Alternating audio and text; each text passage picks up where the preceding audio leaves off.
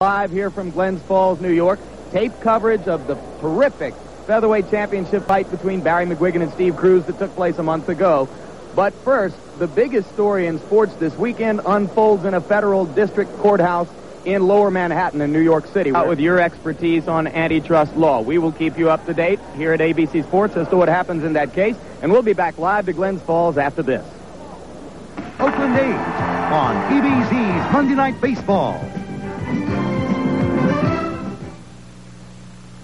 Jim Lampley live in Glens Falls, New York. Marvis Frazier, despite his 1983 one-round knockout loss to then-champion Larry Holmes, remains a marketable name in the heavyweight division. But here, the spotlight falls most directly on 20-year-old Mike Tyson, whose public appeal grows every time he fights.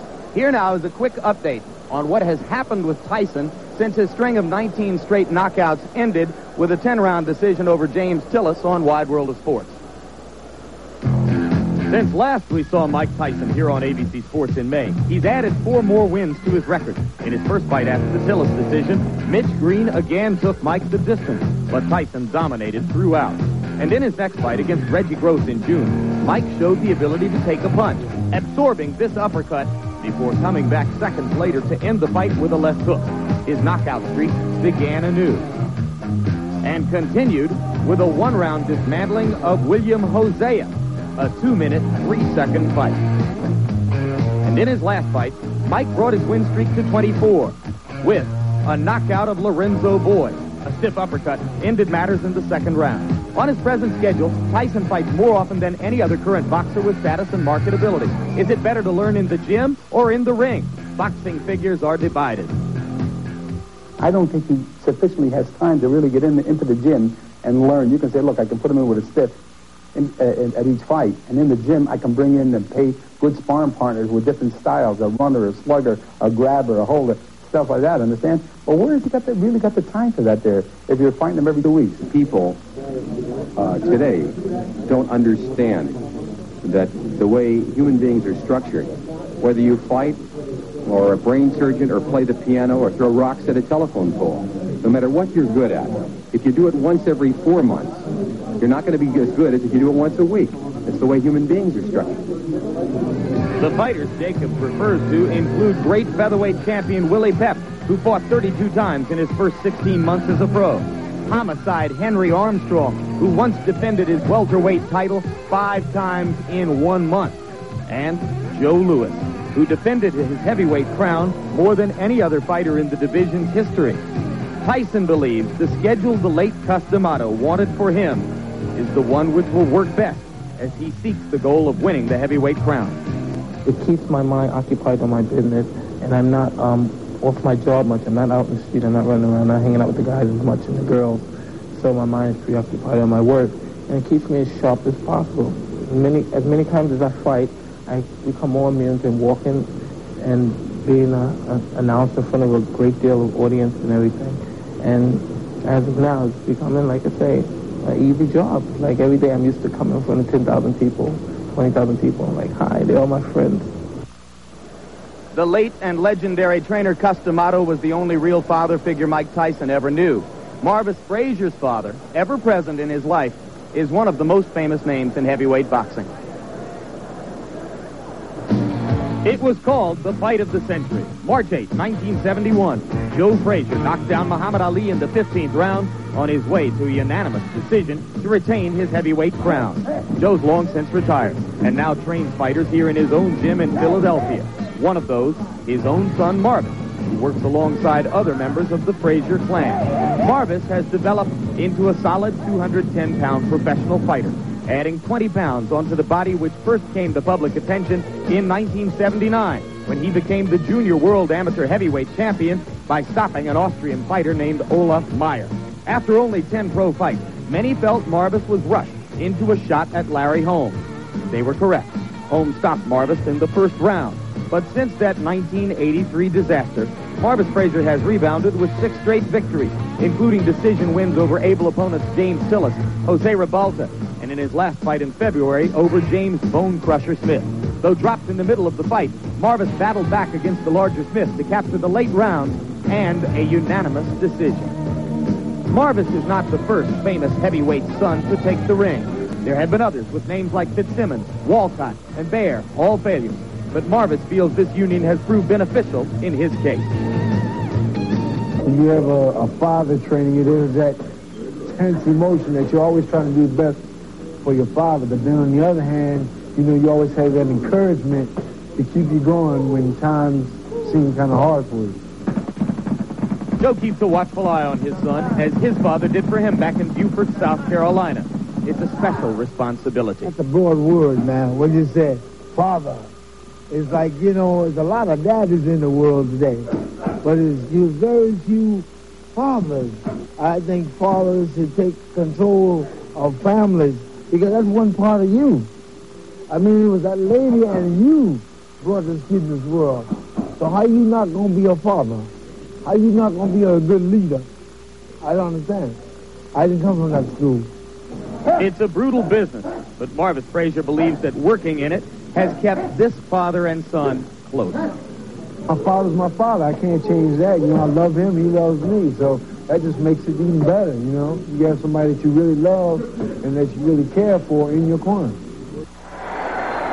And there is a live look at Marvis Frazier, who has just entered the ring here in the Glens Falls Civic Center. The record 16-1 with 7 knockouts.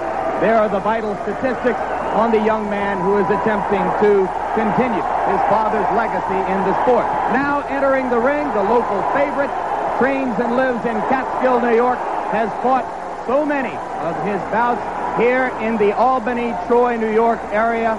Mike Tyson entering as the warrior, the characteristic no socks, no robe look. We'll be back to begin this fight right after these messages. Roasted almonds. These are some of the... Back live in the Glens Falls Civic Center, Jim Lampley, and now I'm joined by our ABC Sports boxing expert, Alex Wallow. Alex, how do you see the fight? Jim, in my opinion, it is not a matter of if Mike Tyson knocks out Marvis Frazier, but it's just a matter of when. I don't think Marvis is overmatched in this fight because of a lack of talent. Since being knocked out by Larry Holmes, he has reestablished himself as a heavyweight to be contended with wins we saw earlier over the likes of Quick Tillis and Bone Crusher Smith. He can fight. The reason I and a lot of other people don't think he can win against Tyson is the fact that his style is made to order for Mike. Like his father, Marvis relies on pressure and stamina and intensity to beat an opponent, but that aggressiveness is just perfect for a bomber like Mike Tyson. Remember, as great as Joe Frazier was, when he faced a tremendous power man like George Foreman, he got bounced around the ring like a rubber ball. His pressure style was suicidal against Foreman, and I think that's the case here today with Marvis and Mike Tyson.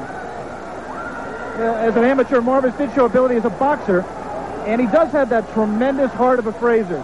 And there are people who think that if Marvis can move and survive the early rounds, Mike Tyson will get tired and frustrated as he did against Quick Tillis. But Tyson is now confident in his ability to go 10 rounds when he saw against Mitch Keenan. I don't see that as a problem. All right, very quickly, let's look at the tail of the tape. You will see that Frazier has a reach advantage of about 6 inches, which will probably be nullified if he comes forward toward Tyson, as we expect him to do. Round 1 is about to begin. The referee is Joe Cortez. In New York State, scoring is done by 3 judges. The referee does not score, scoring on the round system, supplemental 4-point scoring system if the rounds wind up even, and the 3 knockdown rule is in effect. Tyson comes out slugging. He comes out smoking like Marvis's father, Joe. Marvis must move or we're going to be out of here very, very quickly. Uppercut, and Marvis is hurt. Frazier is down. Joe Cortez moves in to have a look, and he's going to stop the fight. It did not last 20 seconds. Tyson goes over to take a look at Marvis Frazier, obviously quite concerned. A terrific uppercut. The same punch with which Tyson knocked out Jesse Ferguson the first time you saw him here on ABC Sports. Watch the uppercut, the right uppercut. We're going to show it to you in just a moment. Right now, there is Jim Jacobs, yes. Co-manager of Mike Tyson talking to him. 30-second knockout sensation. Watch the right hand of Mike Tyson. Marvis in the corner and trapped. There it was. just flipped him right on the chin. The left was unnecessary. Marvis is badly hurt at this point. Uppercut again, and there Marvis is out on his feet. Everything after this is just incidental. The Frazier camp had expressed confidence before the bout. You wonder if they truly believe that Marvis could handle this kind of an attack. You see that stiff left hand, that jab that Mike has not shown too much. The jab backed Marvis up into the corner. A second jab kept him there for those right uppercuts.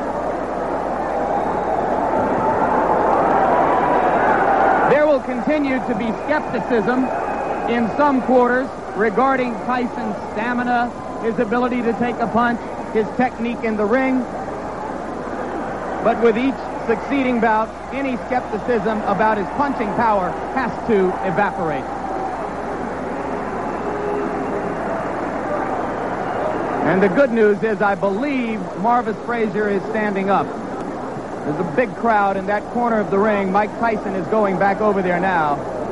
We'll take another look live at what is happening in the ring after you finish seeing this third replay of the very quick knockout. As ring announcer Paul LaFleur announces the knockout, Mike Tyson gives his respects to Marvis Frazier. We'll be back with an interview after this. Mercury.